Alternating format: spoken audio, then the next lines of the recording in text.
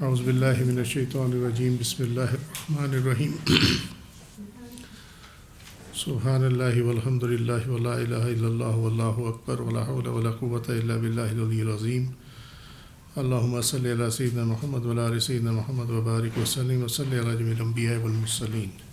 السلام علیکم ورحمۃ اللہ وبرکاتہ۔ شرح صحیح بخاری کتاب البیوع حدیث نمبر 2134 لاسٹ درس میں ہم نے شروع کی تھی۔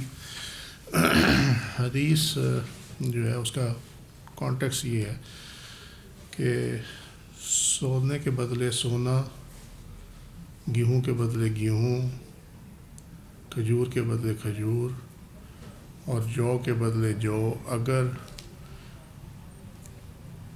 کوئی قیمت مقرر کیے بغیر اس کا سودا کیا جائے تو یہ سود میں چلا جائے گا، جو اس میں اضافہ ہوگا وہ سود میں چلا جائے گا۔ لیکن اگر آپ ایک کوالٹی جو ہے اس میں سے اس کی قیمت مقرر کرتے ہو، دوسری کوالٹی کی قیمت بھی مقرر کرتے ہو اور اس کا ڈفرنس پے کیا جاتا ہے تو پھر وہ ٹریڈ جو ہوگا وہ جائز ہوگا۔ ادروائز اگر کسی نے 1 روپے کی چیز ہے، اس کی کھجوریں فرض کریں اس کی 10 روپے کی ہیں اور دوسری کوالٹی کی کھجوریں جو ہیں وہ 5 روپے کی ہیں، تو اگر ڈائریکٹ ٹریڈ ہو گیا تو جو 5 روپے کا اضافہ اس کو 10 روپے کی کھجور لینے کے عوض ملا ہے وہ اس کا سود میں چلا جائے گا۔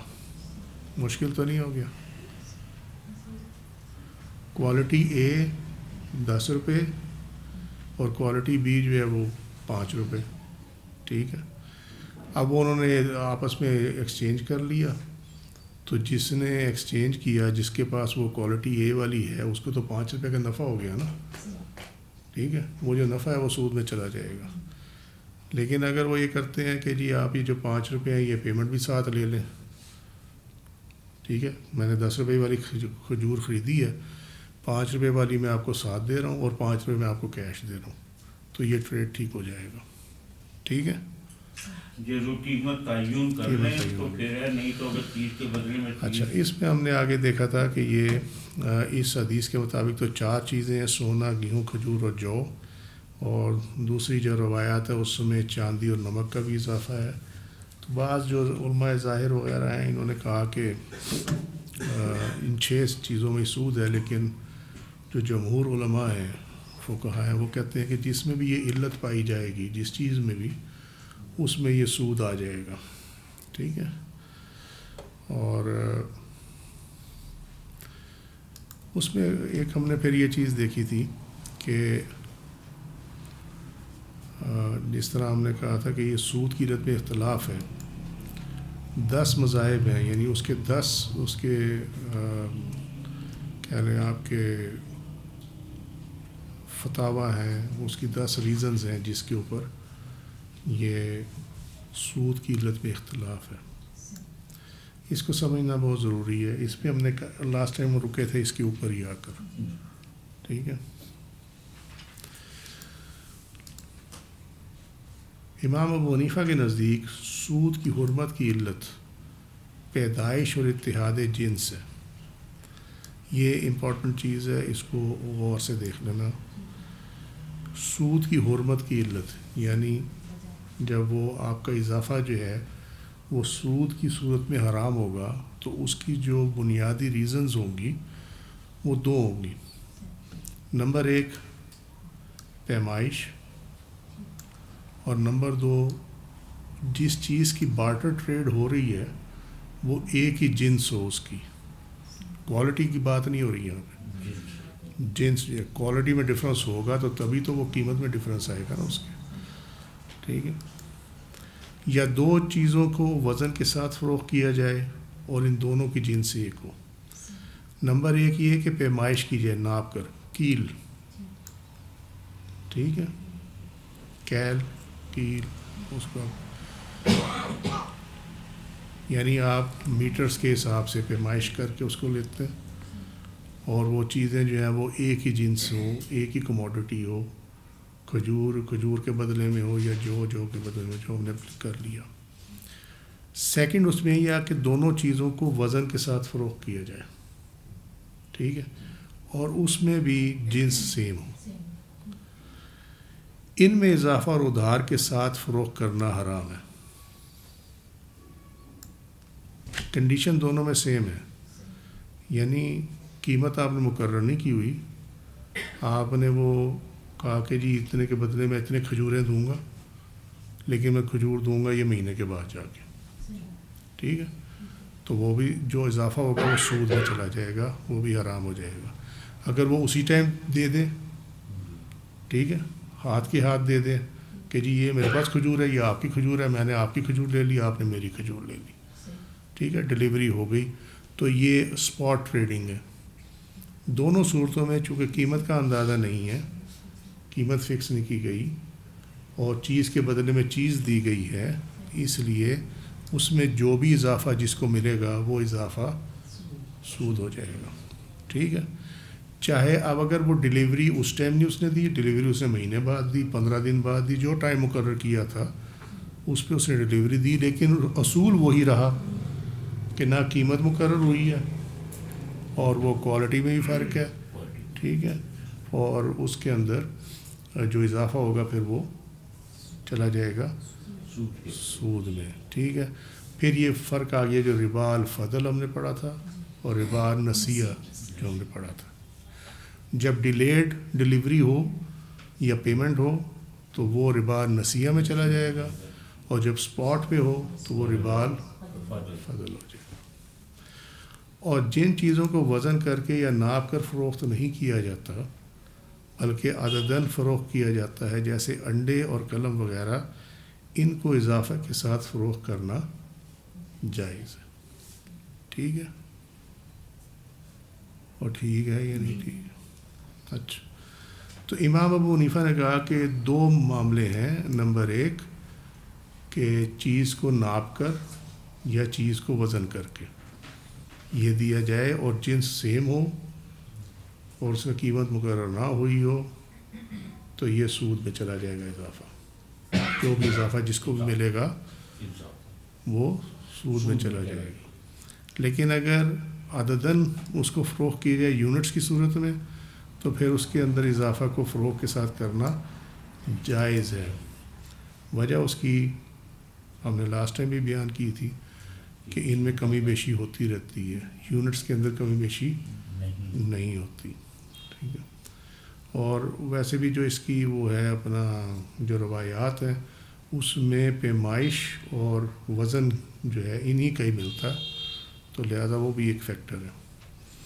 امام مالک نے کہا کہ سود کی حرمت کے لیے علت یہ ہے کہ وہ چیزیں خوراک کی ہوں اور ان کا ذخیرہ کیا جاتا ہے. انہوں نے اس کو بیس کیا ہے جو اوپر حدیث شریف میں ہے نا 4 چیزیں کھانے پینے کی ہیں، ٹھیک ہے، اس پہ بیس کیا. انہوں نے کہا جو چیز خوراک نہ ہو جیسے پھل یا وہ خوراک تو ہو لیکن ان کو ذخیرہ نہ کیا جاتا ہو جیسے گوشت ہے تو ان کے اضافے کو فروغ کے ساتھ کرنا جائز ہے. انہوں نے اسکوپ حدیث شریف کا ہی ایز اٹ از لے لیا. امام شافعی کا قول قدیم یہ ہے، قول قدیم سے مراد کے پرانا جو ان کا ہے، جو چیزیں کھانے اور پینے کی ہوں اور ناپ تول کے ساتھ بکتی ہوں ان کا اضافہ کے ساتھ فروخت کرنا حرام ہے، اور جو چیزیں کھانے پینے کی نہ ہو یا کھانے پینے کی تو ہوں لیکن ناپ اور تول کے ساتھ نہ بکتی ہوں، وہی عدداً بکتی ہوں، تو ان کو اضافہ کے ساتھ فروخت کرنا جائز ہے. ٹھیک ہوگی بات، سمپل سا، اس میں کوئی ایکسپلیشن کی ضرورت نہیں ہے. امام شافعی کا قول جدید اور امام احمد کا مذہب یہ ہے.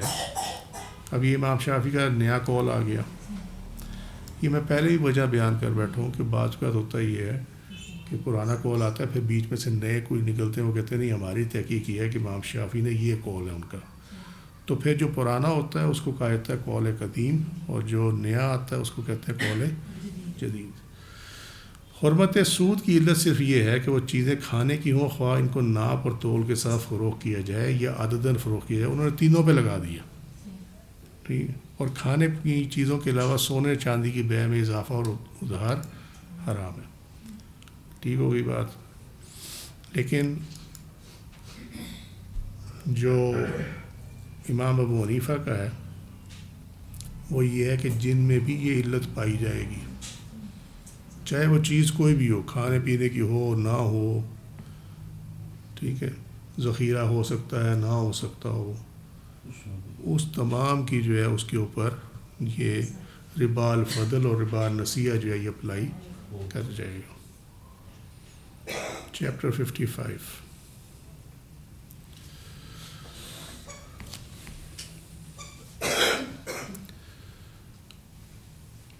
بیع تام قبل ان یقبض و بیع ما لیس عندک، یعنی بیع تام غلے کی تجارت قبل ان یقبض. یہ قرآن شریف تو نہیں ہے نا، اس لیے اس کو لہذا پڑھ لو، تمہاری مہربانی ہے. میں پہلے بھی بیان کر چکا ہوں، لیکن میں اسے آج ریپیٹ کر رہا ہوں تاکہ جنہوں نے پہلے نہیں سنا وہ سن لیں. قرآن شریف کو ہم جیسے پڑھتے ہیں نا، یہ اس کا ایک سیٹ پیٹرن ہوا ہے، اس لیے سکھایا بھی یہی جاتا ہے، پڑھایا بھی یہی جاتا ہے. لیکن اگر کوئی اس کو ساتھ ملا کے نہیں بھی پڑھتا تو اس کا معنی چینج نہیں ہوتا قرآن کا، اور وہ بھی ٹھیک ہے، لیکن روایت سے ہٹ جائے گا. بس یہ ہوگا کہ جو روایت ہے ملا کر پڑھنے کی، ادغام کی جو روایت ہے وہ روایت نہیں رہے گی، ورنہ اس کا معنی پہ کوئی اثر نہیں پڑتا، آیت کے کانٹیکسٹ پہ کوئی اثر نہیں پڑتا، کوئی فرق نہیں پڑتا اس سے. میں نے عربوں کو بغیر ملائے بھی پڑھتے سنا ہے میں نے مکہ شریف میں، ہم نے سو اس سے کوئی فرق نہیں پڑتا. بہرحال چونکہ وہ روایت ہے، اس کو قائم رہنا چاہیے اس کے اوپر، اس میں کوئی مسئلہ نہیں ہے. لیکن ادر دین قرآن، عرب کے اندر کوئی بھی ادغام نہیں کرتا ما سوائے وہ ال والا جو ہے، دیٹس اٹ، اور کوئی نہیں کرتا. وہ ہمیں چونکہ زبانوں پہ وہ ادغام چڑھا ہوا ہے تو لہذا ہم ہر چیز میں، جس طرح میں نے یہ پڑھ دیا یقبض، حالانکہ اس کو پڑھنا چاہیے ان یقبض. اچھا جی، دو پارٹ ہیں اس کے. نمبر ایک کہ ایک چیز کو اپنے پوزیشن میں لینے سے پہلے اس کی فروخت کر دینا کہ چیز آئی نہیں ہے اور بیچ دی ہے، ٹھیک ہے.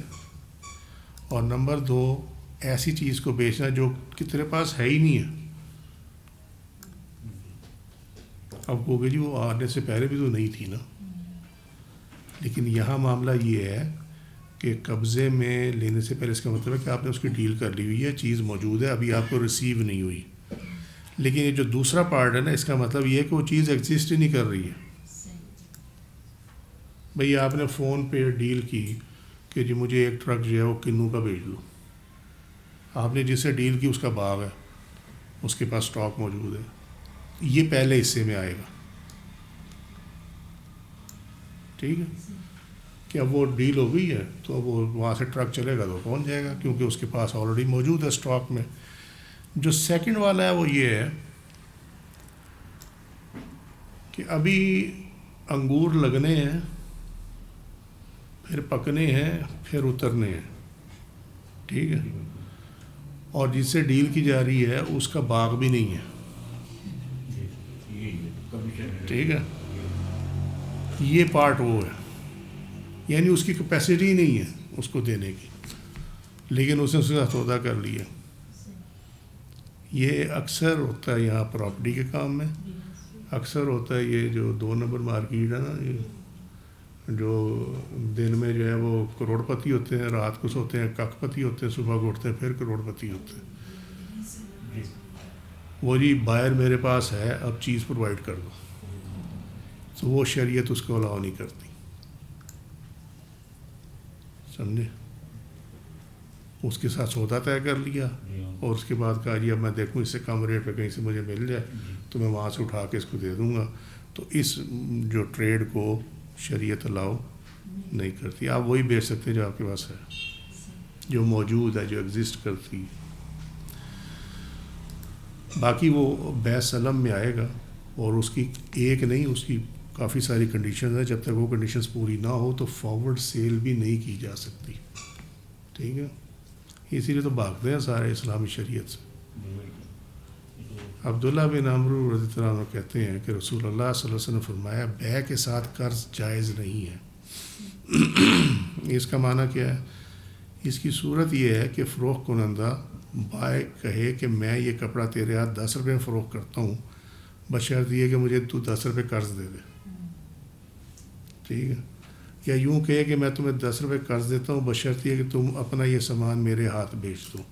یعنی جو ٹرانزیکشن کی جا رہی ہے نا، جو ڈیل کی جا رہی ہے، جو سودا طے کیا جا رہا ہے، اس کے اندر اسی سے متعلق قرض کو آپ ایڈ نہیں کر سکتے.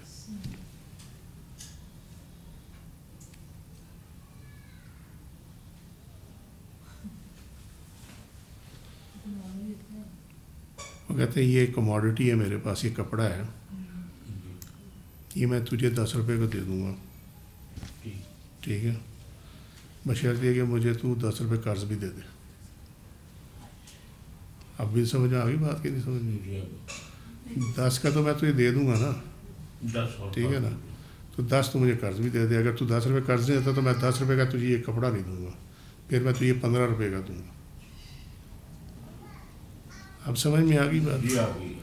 تو اس نے اس قرض کے لیے اس کے جو ریٹ ہے اس کو کم کر دیا. تو یہ بے کے ساتھ قرض جو ہے وہ جائز نہیں ہے.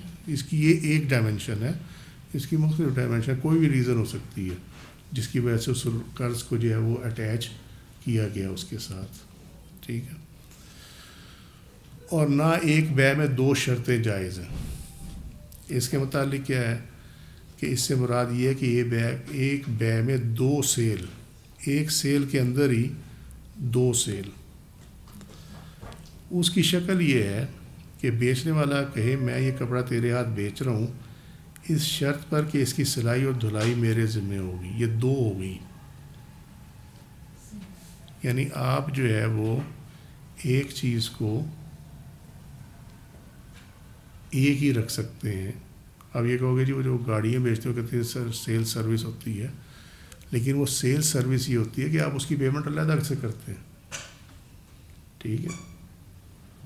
وہ آپ کو پرووائڈ کرتے ہیں کہ آپ چیز ہم سے خریدیں، ہمارے پاس فیسلٹی ہے، آپ یہاں کے اپنی گاڑی کی سروس اور جو کچھ بھی کروانا آپ نے، اسپیئرز بھی ہمارے پاس ہیں، وہ آپ یہاں سے لے لیں. وہ ایک علیحدہ ڈیل ہے. گاڑی کی سیل ایک علیحدہ ڈیل ہے. یہاں جو ہے وہ اسی کے ساتھ اٹیچ کر دیتے ہیں کہ یہ ڈیل اس صورت میں ہوگی کہ اگر اس کی سلائی اور دھلائی جو ہے وہ ہمارے ہو اس کے تو پھر ہم کریں گے، ادروائز ہم نہیں کریں گے.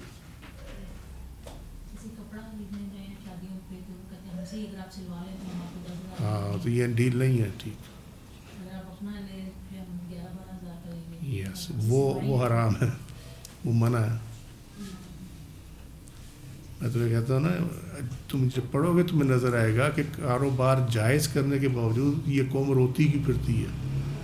اسی لیے کہ اس کے اندر جو کچھ یہ کرتے ہیں نا، کپڑا بیچنا تو جائز کاروبار ہے نا. اب یہی مثال لے لیں کہ جی اگر ہم سے سلوائیں گے تو پھر یہ اتنے کا ملے گا، اگر ہم سے نہیں سلوائیں گے تو پھر یہ اتنے کا ملے گا. تو وہ یہ اپنے جائز کاروبار کو بھی نہ حرام کر لیتے ہیں.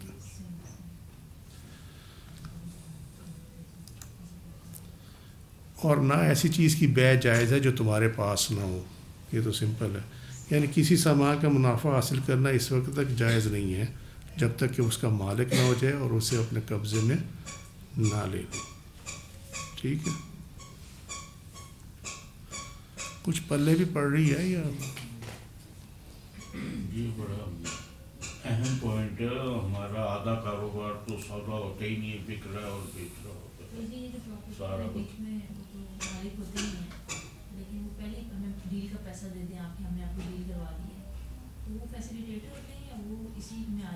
وہ کمیشن ایجنٹ وہ تو دیکھا نا، جب ایک ڈیل مکمل ہی نہیں ہوئی تو اس وقت اس سے پہلے آپ کمیشن کیسے دے سکتے؟ کام مکمل ہوگا پھر خدمات کا صلہ ملتا ہے، اس سے پہلے نہیں. وہ پھر اگر ایڈوانس پیمنٹ کو کرے تو وہ اپنی ذمہ داری پہ کرتا ہے، وہ نہیں ہو سکتی.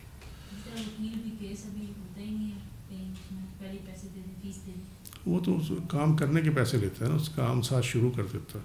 ویسے اگر باہر کے ملکوں میں دیکھو تو وہ بل کرتے ہیں باقاعدہ کہ جی میں نے آپ کے کیس پہ اتنے گھنٹے کام کیا تو مجھے اتنی پیمنٹ کر دیں. آپ بعد میں لیتے ہیں. اگر آپ ایڈوانس کرنا چاہیں تو آپ کی آپس کی ڈیل ہے، مگر شریعت جو ہے وہ اس پہ نہیں جاتی. حدیث نمبر 2135 یہ 2134 میں گزر چکی. 2136 یہ بھی 2134 میں گزر چکی.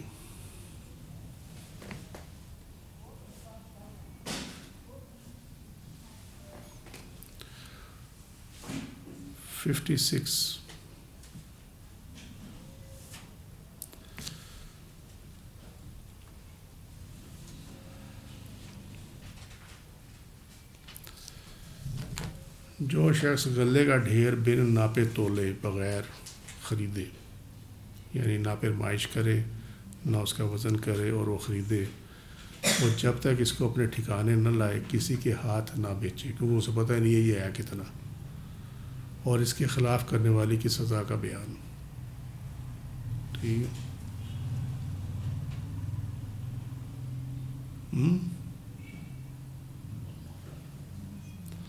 من را اذا اشترى طعاما جزافا ان لا يبيعه حتى يؤويه الى رحله والآداب في ذلك. حدیث نمبر 2137.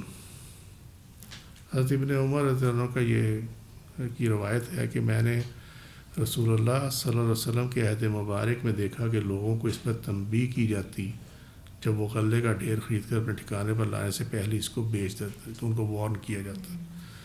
یعنی غلہ تو اس بات پر انہیں سزا دی جاتی تھی کہ وہ اس کو اپنے ٹھکانے پر لانے سے پہلے اس کو بیچ ڈالیں. یہ قابل سزا تھی چیز. یہ 213 میں گزر چکی ہے. اب اسی سے ایکچولی نکلتا ہے شیئر مارکیٹ کا بزنس.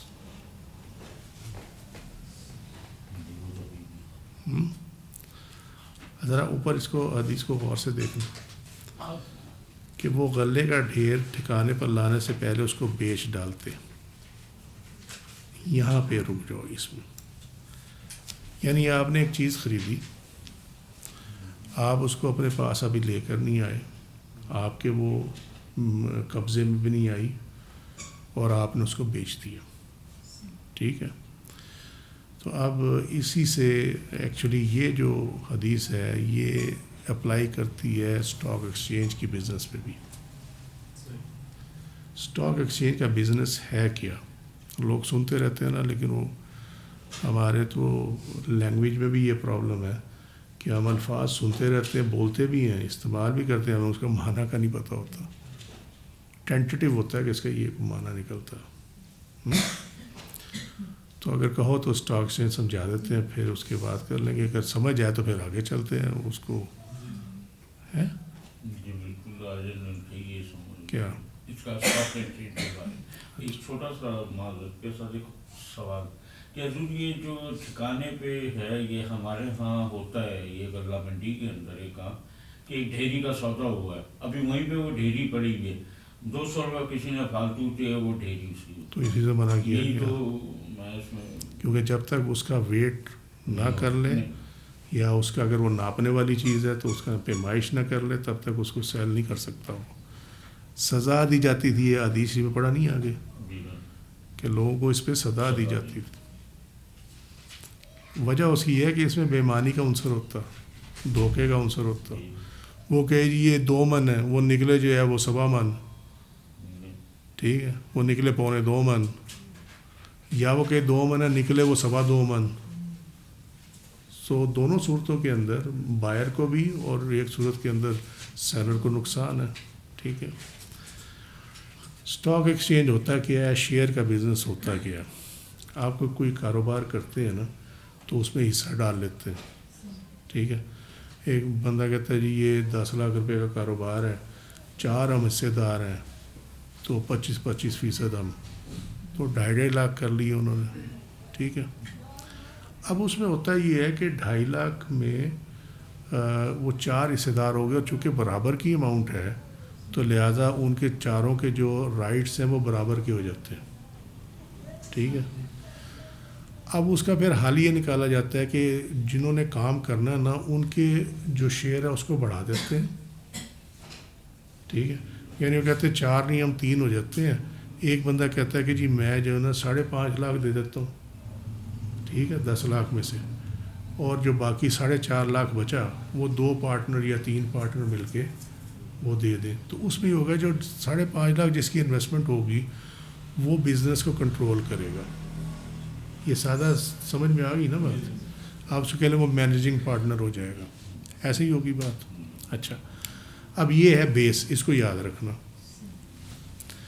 بڑی بڑی کمپنیاں یہ کرتی ہیں کہ ان میں جب یہ حصے داری ہے جو شیئرز ہوتے ہیں کہ اتنا حصہ اتنے % حصہ، اس میں قانون یہ ہے کہ جن کے پاس 51% حصہ ہے نا انویسٹمنٹ کا، جو مال کاروبار میں لگایا جا رہا ہے، فرض کریں کسی نے کروڑ روپے کا بزنس شروع کیا، کروڑ روپے اکٹھا ہوا، اس میں سے 51 لاکھ جس کی انویسٹمنٹ ہے وہ کمپنی کو کنٹرول کرے گا.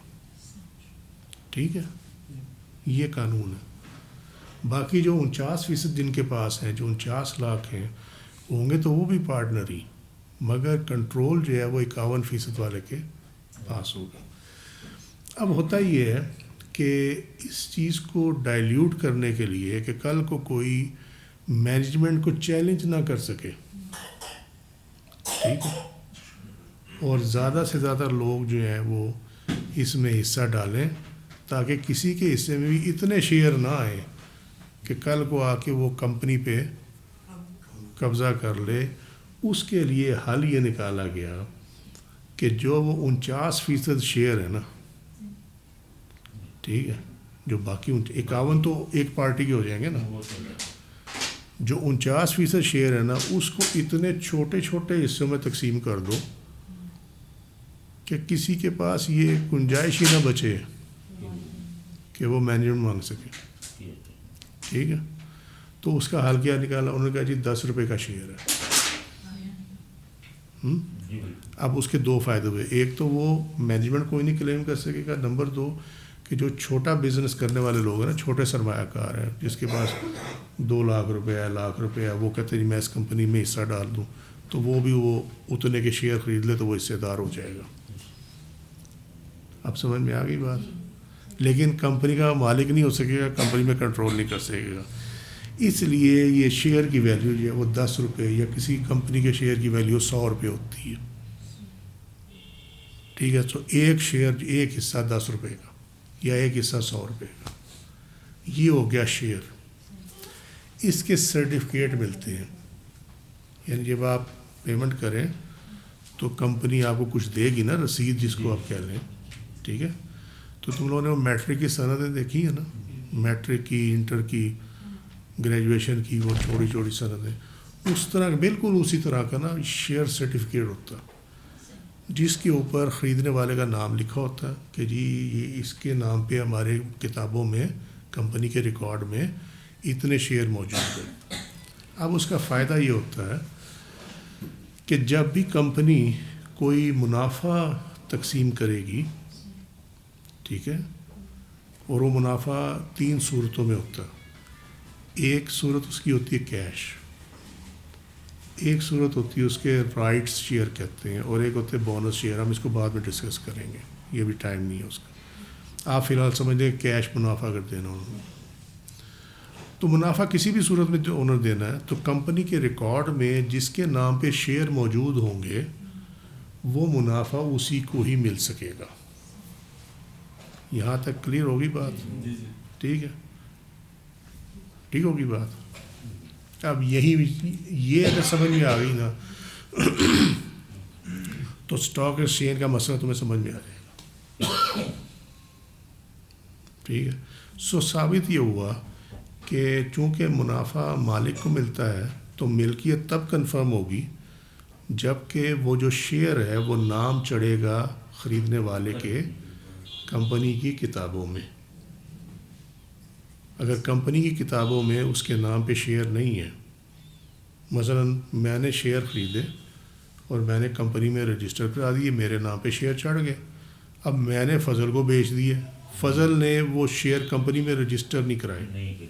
ٹھیک ہے، تو کمپنی کی نظر میں یہ مالک نہیں ہے، مالک اس کا بھی میں ہی ہوں، حالانکہ میں نے فروخت کر دیا. ٹھیک ہے، اب فضل کیا کرتا ہے؟ فضل یہ کرتا ہے بغیر اپنے نام پہ چڑھوائے نا اس کو آگے فروخت کرنا. مالک اس کا کتابوں میں چل رہا ہوں، وہ شیئر ایک سے ایک دوسرے ہاتھ تقسیم وہ آگے فروخت ہوتا جا رہا ہے. اسی کو منع کیا گیا. اب ہوگا کیا؟ ہوگا یہ کہ جب ادھر سے فرض کرو کمپنی نے کہا کہ جی ہم اتنا منافع دے رہے ہیں، تو وہ جس نے وہ شیئر خریدے ہوئے ہیں نا اس کو نہیں ملیں گے، وہ منافع مجھے آئے گا. اگر وہ کمپنی کے کھاتے میں اس کو اپنے نام پہ چڑھا لے گا تو پھر اس کو ملے گا، اس سے پہلے نہیں ملے گا. اور اگر فرض کرو کہ 30 جون کے تاریخ پہ وہ منافع جو ہے وہ تقسیم ہوا، ٹھیک ہے، اور جس نے ہاتھوں ہاتھ خریدے ہیں، ہاتھ دوسرے ہاتھ تیسرے ہاتھ، اس نے جا کے جولائی کے اینڈ میں اپنے نام پہ چڑھوائے ہیں، تو تب بھی اس کو وہ منافع نہیں ملے گا، کیونکہ 30 جون کو جو کمپنی کی کتابوں میں ملکیت تھی وہ میرے نام پہ تھی، ٹھیک ہے. تو لہذا کمپنی اپنی کتابوں کو دیکھے گی اور منافع مجھے میرے ایڈریس پہ بھیج دے گی، ٹھیک ہے. تو یہ جو جہاں شیئرز کی خرید و فروخت کا کام ہوتا ہے اس جگہ کو اسٹاک ایکسچینج کہتے ہیں. اور اس کو جو شیئرز ہیں اس کو اکاؤنٹنگ کی اور فائنانس کی زبان میں اسٹاکس کہتے ہیں، اسٹاکس، ٹھیک ہے. ٹھیک ہوگی بات، یہ تو سمجھ میں آ گئی. اچھا اب آگے چلتے ہیں. اس میں اب ہوتا ہی ہے کہ جس طرح آپ منڈی میں جاتے ہیں نا، سبزی منڈی میں، فروٹ منڈی میں، صبح کو وہاں پہ آوازیں لگ رہی ہوتی ہیں، یہ ریٹ ہے، یہ فروخت ہے، یہ خرید ہے. Same business share market stock exchange کے اندر ہوتا ہے، ٹھیک ہے. وہاں پہ وہ کھل جاتا ہے کاروبار صبح کو، اور وہاں پہ کمپنیوں کی شیئرز کی بولی لگنے شروع ہو جاتی ہے. اب اس کی کیا وجہ ہوتی ہے وہ سیپریٹ اس کو رکھ دیں کہ کیوں کسی کمپنی کے خریدے جاتے ہیں شیئر، کسی کے بیچے جاتے ہیں، وہ علیحدہ میکنزم ہے ہمارا، وہ فی الحال سبجیکٹ نہیں ہے، ٹھیک ہے. وہاں پہ وہ معاملہ یہاں ہوتا ہے جس طرح تم نے دیکھا نہیں، منڈیوں میں آڑتی ہوتے ہیں، آپ ان کے علاوہ کاروبار نہیں کر سکتے، ٹھیک ہے. اسی طریقے سے اسٹاک ایکسچینج کے اندر ممبرز ہوتے ہیں. آپ وہاں جو بھی کام کریں گے، سیل پرچیز کریں گے، ایک عام آدمی چلا گیا، اس نے سیل پرچیز کرنی ہے شیئرز کی، تو اس کے لیے ضروری ہے کہ وہ کسی ممبر کے آفس میں جائے، وہاں پہ اندراج کرائے، اور اس کے بعد وہ وہاں سے خرید و فروخت کر سکتا ہے. یہ ان کا طریقہ کار ہے. اب ہوتا کیا ہے؟ ہوتا یہ ہے کہ آپ شیئر خریدنے گئے، آپ نے پیمنٹ کی اور شیئر خرید لیے، یہ تو سادہ ٹرانزیکشن ہوگی. اب اگلے دن آپ نے دیکھا کہ اس کے جو آپ نے شیئر خریدے ہیں، کل آپ نے وہ 15 روپے کا خریدا تھا، اگلے دن اس کے جو مارکیٹ ہے وہ 17 روپے ہوگی. آپ نے کہا 2 روپے مل رہے ہیں یار، ٹھیک ہے. تو ابھی آپ نے وہ شیئر کمپنی کے کھاتے میں اپنی ملکیت میں نہیں چڑھائے، آپ نے وہ شیئر جو ہے وہ 17 روپے میں آگے فروخت کر دیے. سو اس چیز کو منع کیا گیا، یہ ہے وہ پرابلم، ٹھیک ہے. یہ بیسک کانسیپٹ ہے، اس کو اگر ایبزارو کر لو گے، سمجھ لو گے، تو تمہیں اسٹاک ایکسچینج کی ورکنگ سمجھنے میں کوئی مشکل پیش نہیں آئے گی. اس کے اوپر پہ ٹیکنیکل چیزیں ہیں، وہ ہلکی ہلکی کبھی اگر ہوئی ضرورت تو بیان کر دیں گے. اب آ جاتے ہیں جن کمپنیوں کا کاروبار شرعاً جائز ہے، یعنی اس کے اندر سود کا معاملہ نہیں ہے، ٹھیک ہے، اس کے اندر اور کوئی ایسی چیز نہیں ہے جس کو شریعت نے منع کیا ہو. یعنی پتہ چلے شراب کی کمپنی ہے، تو شراب تو منع ہے نا، تو اس کے شیئرز یا اس کا بزنس جو ہے وہ حرام ہو جائے گا. تو جن کمپنیوں کا کاروبار شرعاً جائز ہے، ان کے شیئرز خریدنا اور فروخت کرنا جائز ہے، نمبر 1، کیونکہ وہ ایک چیز ہے، کموڈٹی آپ خریدتے ہیں، اس میں کوئی حرج نہیں ہے. جو کمپنیاں خالصتاً سود کا کاروبار کرتی ہیں ان کے شیئرز کی خرید و فروخت حرام ہے. جیسے بینک یا وہ کمپنی جو صرف سود پر قرضہ دیتی ہے، یعنی کریڈٹ ایجنسی، کوئی کریڈٹ کمپنی، جو کمپنیاں ایسا کاروبار کرتی ہیں جن میں سود کے کاروبار کے ساتھ دوسرے کاروبار بھی ہیں، ان کے حصص کی خرید و فروخت کرنا مکروہ تحریمی ہے. جیسے کمرشل بینکس، اس کی کیونکہ سود کا کام بھی ہے اور دوسرا بھی کام سارا جو ہم سود کے چیپٹر میں ہم دیکھ چکے ہیں، وہ حلال کمائی تھی یا حرام کمائی تھی اس کے اندر. جن کمپنیوں کا کاروبار تو جائز ہے لیکن وہ بینک سے سود پر کام کرتی ہیں، قرض لے کر کام کرتی ہیں، ان کے حصص کی خرید و فروخت مکروہ تنزیہی ہے. یعنی جائز تو ہے لیکن کراہت کے ساتھ ہے. حضرت ابو ہریرہ رضی اللہ عنہ کہتے ہیں کہ نبی کریم صلی اللہ علیہ وسلم نے فرمایا ایک زمانہ ایسا آئے گا جس میں سود کھانے سے کوئی بچ نہ سکے گا، اور اگر نہ کھائے گا تو اس کے بخارات کچھ نہ کچھ پر پڑ کر ہی رہیں گے. یعنی وہ نظام اس قسم کا ہوگا کہ بندہ خود تو سود نہیں کھائے گا، لیکن وہ نظام کی وجہ سے جو ہے وہ اس کے اوپر اثرات ضرور آئیں گے. سنن ابی داؤد کتاب البیوع چیپٹر 3 فی اجتناب الشبہات، حدیث کا نمبر 3331 3331. آج کے لیے اتنا ہی. وما علینا الا البلاغ واللہ رسولہ اعلم بالصواب. سبحانک اللہم وبحمدک اشہد ان لا الہ الا انت استغفرک واتوب الیک. عملت السوء وظلمت نفسی فاغفر لی فانہ لا یغفر الذنوب الا انت. سبحان ربک رب العزۃ عما یصفون وسلام علی المرسلین والحمد للہ رب العالمین. السلام علیکم ورحمۃ اللہ وبرکاتہ.